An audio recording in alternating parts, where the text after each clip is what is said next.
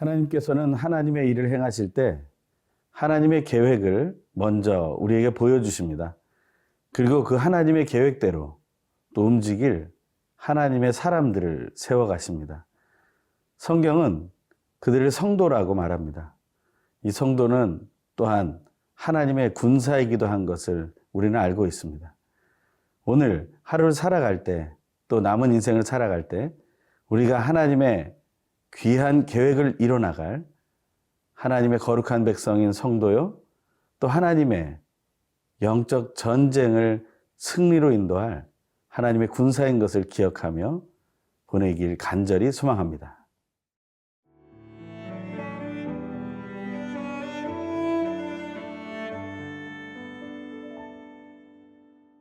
요한계시록 7장 1절에서 8절 말씀입니다. 이 일 후에 내가 네 천사가 땅 네 모퉁이에 선 것을 보니 땅의 사방의 바람을 붙잡아 바람으로 하여금 땅에나 바다에나 각종 나무에 불지 못하게 하더라. 또 봄에 다른 천사가 살아계신 하나님의 인을 가지고 해 돋는 데로부터 올라와서 땅과 바다를 해롭게 할 권세를 받은 네 천사를 향하여 큰 소리로 외쳐 이르되, 우리가 우리 하나님의 종들의 이마에 인치기까지 땅이나 바다나 나무들을 해하지 말라 하더라. 내가 인침을 받은 자의 수를 들으니 이스라엘 자손의 각 지파 중에서 인침을 받은 자들이 14만 4천이니 유다 지파 중에 인침을 받은 자가 1만 2천이요 루벤 지파 중에 1만 2천이요 갓 지파 중에 1만 2천이요 아셀 지파 중에 1만 2천이요 납달리 지파 중에 1만 2천이요 므낫세 지파 중에 1만 2천이요 시므온 지파 중에 1만 2천이요 레위 지파 중에 1만 2천이요 이사갈 지파 중에 1만 2천이요 스불론 지파 중에 1만 2천이요 요셉 지파 중에 1만 2천이요 베냐민 지파 중에 인침을 받은 자가 1만 2천이라.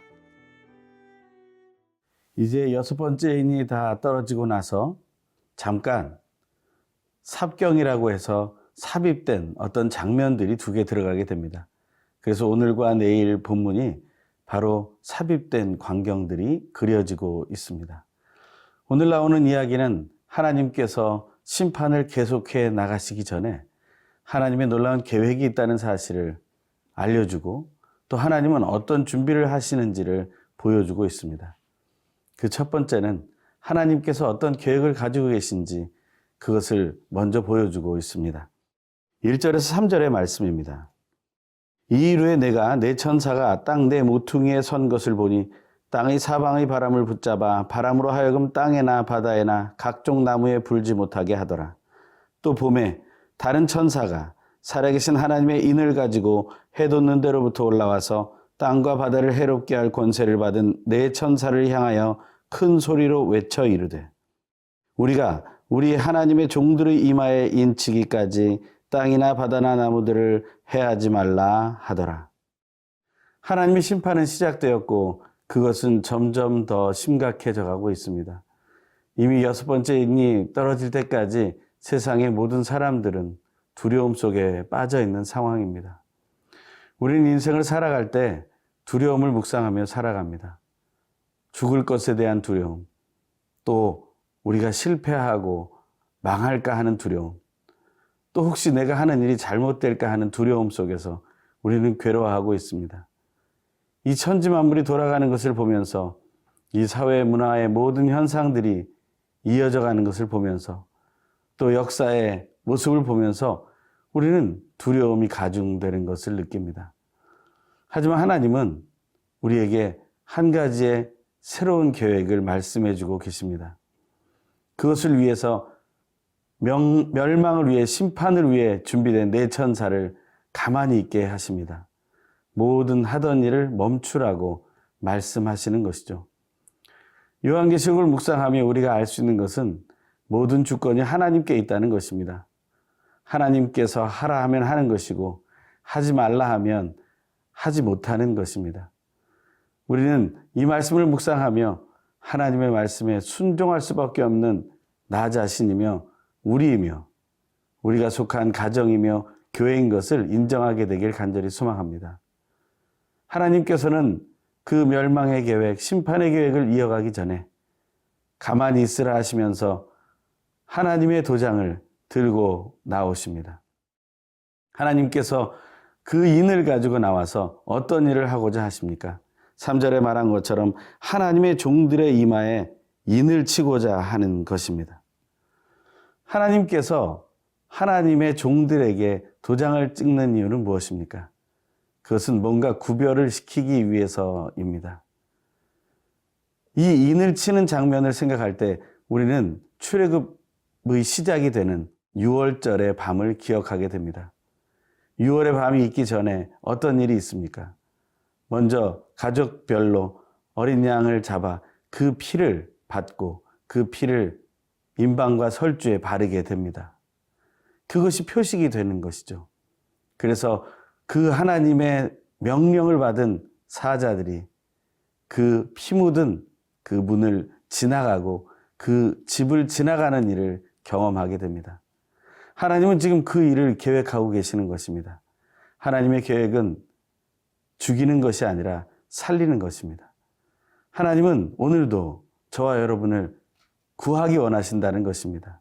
살리기 원하신다는 것입니다. 그렇기 때문에 우리는 하나님께 순종할 수 있어야 합니다. 심판을 앞에 둔 내 천사도 멈춰 섰습니다. 하지만 하나님의 명령을 받은 또 다른 천사는 인을 가지고 와서 하나님의 종들에게 그 이마에 인을 칠 준비를 하고 있습니다. 우리는 하나님의 놀라운 그 사랑의 계획, 생명의 계획, 구원의 계획을 이미 알고 있는 사람들입니다.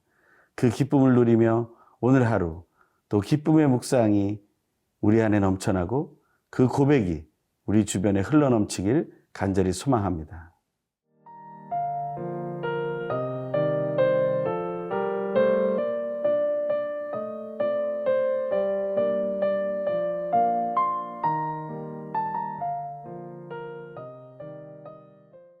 여섯 번째 인이 떨어지고 나서 두 가지의 삽입되는 광경이 나온다고 했습니다.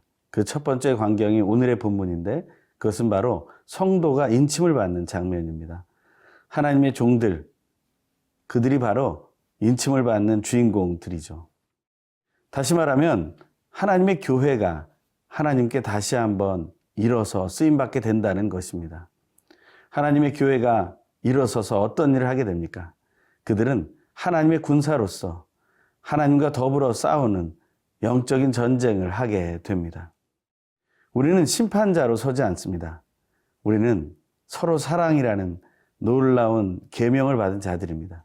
서로 사랑의 계명을 받고 우리는 서로 연합하여 다시 회복되고 하나가 됩니다. 하나님은 이 땅의 교회들이 마지막 때가 될 때 전투하는 교회로 서야 된다고 말하고 있습니다. 하나님께서 만들어 놓으신 그 영적인 전쟁에 마지막까지 동참하는 우리의 대장 되신 예수 그리스도와 함께 전쟁에 나서는 귀한 군대로 세워지게 되는 것이죠. 오늘 본문 뒷부분은 인침받은 자의 수를 하나님께 세신 것이 나옵니다. 12지파에 각각 모든 인침받은 숫자를 합하니 14만 4천이 되었다고 말합니다. 그것은 균등하게 숫자가 세어집니다. 하지만 그것은 사람이 센 숫자가 아닙니다. 하나님이 센 숫자입니다. 성경에 보면 숫자를 셀 때 하나님이 명하실 때 숫자를 세어야 하는 것을 알고 있습니다. 모세 시대에 광야에서 숫자는 세어졌고 그것은 그들에게 복이 되었습니다. 하지만 다윗은 하나님이 원하시지 않는 순간에 수를 세었다가 큰 징벌을 받게 됩니다. 하나님께서는 이 마지막 때에 다시 하나님의 숫자를 세십니다. 사람들은 하나님의 숫자에 대해서 관심이 많습니다. 하지만 우리는 조급할 필요가 없습니다. 하나님의 수는 하나님이 행하시는 것입니다. 하나님께 맡겨드려야 되는 것입니다. 모든 때는 하나님께 있어서 하나님의 때도 하나님께 맡겨드려야 되는 것처럼 하나님의 숫자에 대해서는 하나님께 맡겨드리는 것이 지혜입니다. 우리가 오늘 이 말씀을 묵상하며 14만 4천이라는 숫자에 미혹되고 흔들리는, 그래서 많은 사람들을 헛된 자리로 인도하는 그러한 이단과 사이비의 그러한 주장에 미혹되지 않고 그러한 것에 우리가 흔들리지 않게 되길 간절히 소망합니다. 오늘 본문은 12지파에 14만 4천 명의 인침받은 자들이 있다고 말하고 있습니다. 그들은 하나님의 군사로서 새롭게 세워진 교회 공동체를 말하는 것입니다. 12지파의 각 지파가 유다지파로 시작돼서 1만 2천씩 12지파가 되게 됩니다. 세 지파씩 나누어서 절로 이어져 있습니다. 유다와 르우벤 갓, 그리고 아셀과 납달리, 므낫세, 시므온과 레위, 이사갈, 그리고 스불론과 요셉, 베냐민, 이렇게 12지파의 숫자가 1만 2천씩 모두 합친 14만 4천이 되는 것입니다. 하지만 요한계시록 7장에 나오는 이 12지파의 이름에는 놀라운 차이가 있습니다. 이스라엘의 아들들로서의 12지파는 바로 르우벤으로부터 시작되게 됩니다. 르우벤과 시므온, 레위, 유다, 그리고 단과 납달리, 갓과 아셀, 이사갈과 스불론, 그리고 요셉과 베냐민까지 네 여인을 통해 낳은 12아들의 이야기가 나오고 그들이 12아들의 중심이 됩니다. 하지만 그들은 또한 12지파가 되지는 못합니다. 그 12지파의 레위지파는 빠지게 되고 요셉의 그 이름은 빠지고 므낫세와 에브라임 지파가 들어가면서 12지파가 되게 됩니다. 그런데 오늘 요한계시록 7장에 나오는 인침받은 12지파의 이름에는 특이하게 요셉의 이름이 에브라임을 대신해 들어가 있고 또한 레위지파는 원래 빠져 있는데 레위지파가 들어가 있습니다. 그리고 한 지파가 빠져 있습니다. 그 지파의 이름은 단입니다. 이 단지파는 라헬의 여종인 비라에게로부터 낳았던 첫 번째 아들입니다. 왜 단은 그 이름이 빠졌을까? 많은 사람들은 성경을 통해서 그 답을 찾고자 합니다. 사사기 18장에 보면 이런 말씀이 나옵니다. 단지파는 라이스라는 곳을 단이라고 이름을 바꾸면서 우상을 세우게 되고 그 땅을 모세의 자손들로 인해서 또한 지키게 합니다. 자기들이 하나님을 버리고 우상을 섬기는 사람들로 이끌어 나갔다는 것입니다. 하나님이 가장 싫어하는 그 우상을 섬기는 모습, 그것은 하나님 군사에 들 수 없는 모습입니다.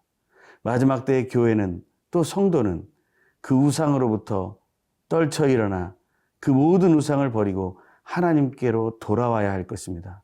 그럴 때 우리는 하나님의 군사로서 마지막까지 승리하는 하나님의 사람으로 세워지게 될 것입니다. 오늘 이 말씀을 묵상하며 우상을 버리고 하나님께로 돌아오는 우리의 모든 삶이 되길 간절히 소망합니다. 기도하겠습니다. 하나님 아버지, 마지막 때에 우리를 전투하고 영적 전쟁에서 승리로 인도하는 교회로 불러주셨음에 감사를 드립니다.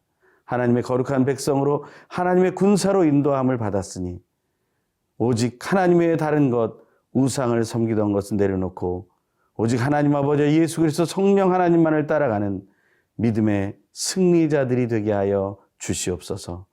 오늘도 우리를 정결케 하시는 예수 그리스도의 이름으로 간절히 기도합니다. 아멘.